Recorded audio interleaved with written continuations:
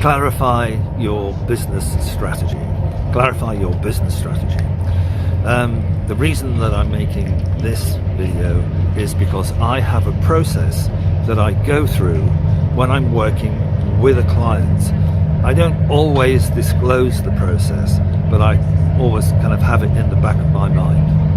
And I thought what I'd do is I'd find a way of sharing it. And I'm really aware now, I think there's a boat coming up behind me. I don't know whether he's coming into shot or not, but I'm just going to stall for a minute because it's quite loud. Anyway, there are 12 steps in this business process. There could be 49 steps, but what I've done is I've distilled it down to 12 that I know work and that enable me or allow me to make a risk assessment. And this is part of something called the Zetetic Strategy Board, which is a dashboard, if you like, with a set of traffic lights that allows you to assess the risk at each of the 12 steps and see whether it looks attractive.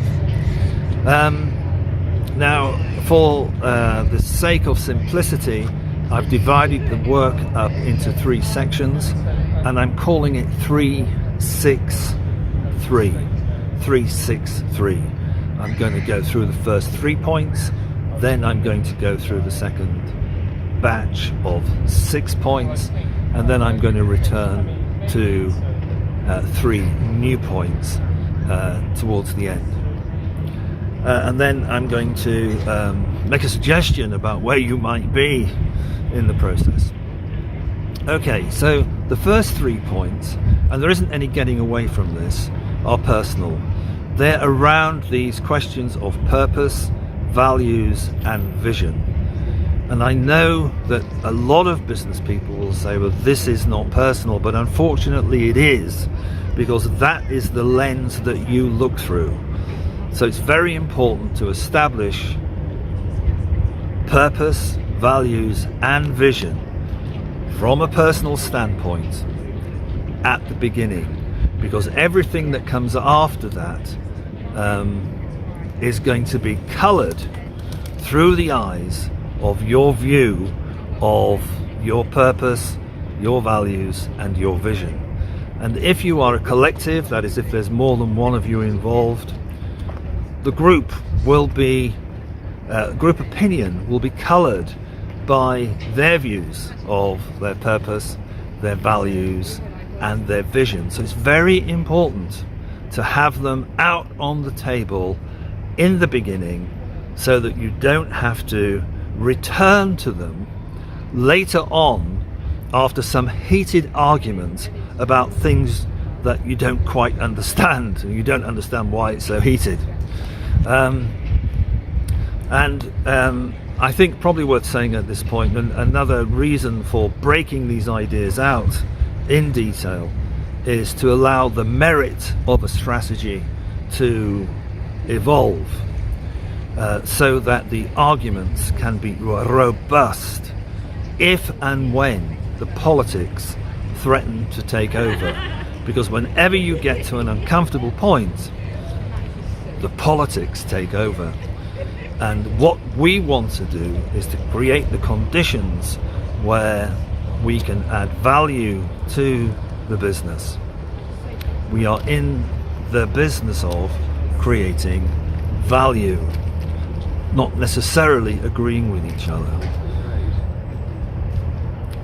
So an in-depth analysis allows a more meritocratic approach.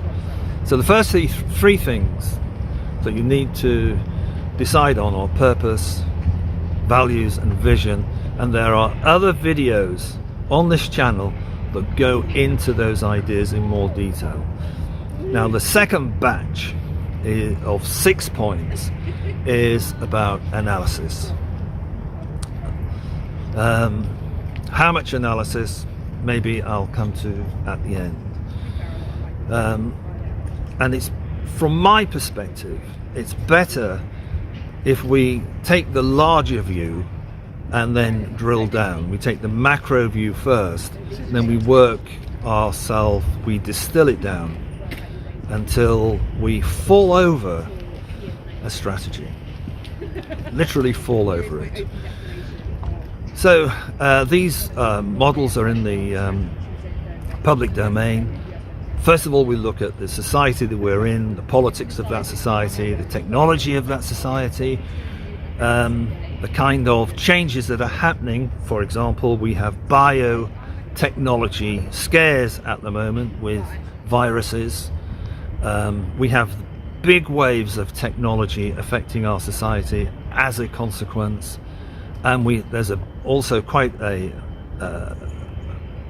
swell of support for diversity and equality and cohesion. These are big waves, and you need to know about the big waves first, because they are going to influence everything that follows. After you've established what the big waves are, and we have our own model called STEEPLE, I won't go into that in detail here, you then want to look at the industry. Now, the purpose of looking at the industry is to establish the power and the profitability where it lies. So in your industry, there may well be people who are very powerful. What are they doing, and how are they generating profitability, and how will that affect you?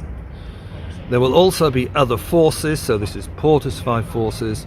They will have a direct bearing upon your power and the level of profitability that you can achieve. So how powerful are the buyers? And there's just somebody walking past at the moment, so I'll just talk over that. So in the retail market, for example, in the UK and certainly in America, there are major retailers who affect manufacturers' profitability. So how powerful are they? Something to pay attention to at the moment is the supply chain. There have been massive changes as a result of COVID in the power resident in the supply chain. How does that affect your business? And then there are new entrants, and there are substitutes that play on how stable and how profitable your enterprise can be. And if you can do a thorough analysis here, you begin to have an emerging clarity about the key success factors for your industry going forward.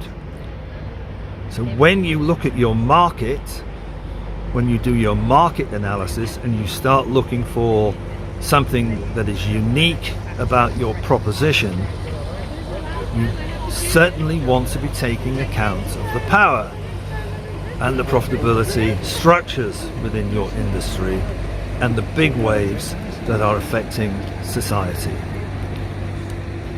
So the third level down in the second batch is the market, and you're looking to deliver something that will take you forward.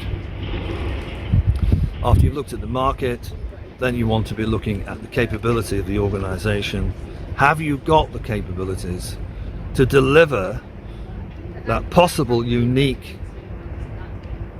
proposition to your customers? So are you using an existing capability, or are you developing a new capability? And if you're coming down from the top, you have a sense of what you should be doing. Now, quite often when people develop strategy, I've been to many meetings of this nature, they start with this level of organization and they look at something called SWOT, strengths, weaknesses, opportunities and threats. And to be honest, that's useless without a perspective of what's happening in society, without a perspective of what's happening in your industry, without a perspective of what's happening in the market and your proposition. It's absolutely useless. It might be good for team building, but it's no good for anything else. So forgive me for being so direct or blunt about that, but it's just a waste of time. Save your money.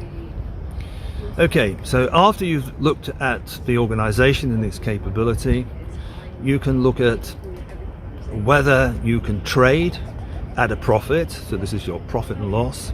And if there's any investment that is needed, any capital investment that's needed, you can work out the rate of return. You can work out whether it's going to be profitable, when you're going to get your money back, whether it's a good venture. And you can assess the operational risk, and you can assess the capital risk. If you go through those 6 analytical stages in some detail, then your objectives and your strategy begin to fall out. Now, this is not a linear process, okay? It sort of goes round in a circle all the time, but because there is so much information, we need a framework so that we can challenge ideas at the right level of logic. So that when there's more than one person in the room and they raise a query, we know which of the 9 steps that we've discussed so far they're referring to. Okay, so this is 363, and we're on the final 3. Now this is creative. This is a very creative place to be. Having done all of that work, we're going to set objectives. And setting objectives is a very creative task, particularly if you know the risks that you're running and the reasons why you're running those risks and the amount of money it takes to run those risks. So setting objectives is a very creative task, and it's anchored to your purpose, your values, your vision, and the analysis that you've done. When you have these objectives, you can decide on a strategy.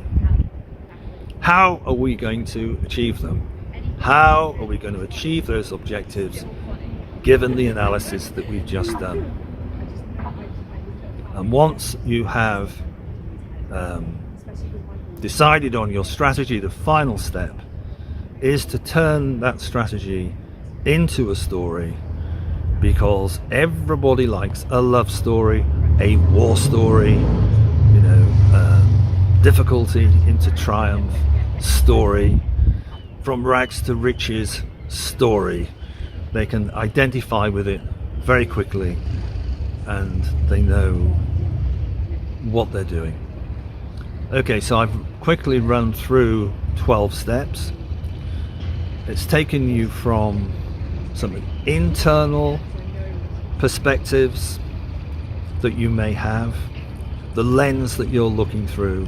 It's looked at the research and the hard numbers from lots of different levels of logic. As we've gone down through it, we're able to assess whether the risk is worth it. So, are the traffic lights green? Are they amber? Or are they red? And whereabouts on that map is that activity taking place? Okay, so now if you have, these are my sort of final comments, and I'm going to sort of try and give you an idea of what's involved. If you have all of this information available at hand, then we can take that 3-6-3 structure and do it in 3-6-3 minutes. It's less than a day. You can make an assessment of the risk involved and or formulate a new strategy in 3-6-3 minutes if you have the information available. If you don't have the information available, it's going to take you 3-6-3 days. 3-6-3 days, because there's a lot of work involved in building a stable strategy in normal circumstances going forward that allows you to build value.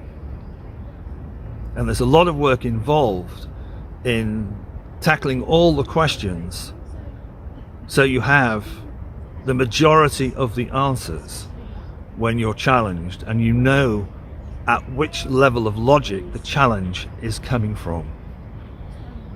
So I think that is about it. It's called Clarify Your Business Strategy. There's 3 internal steps, 6 analytical steps, and 3 creative steps. And all of this is designed to give you an organization that will build value for yourself and your customers.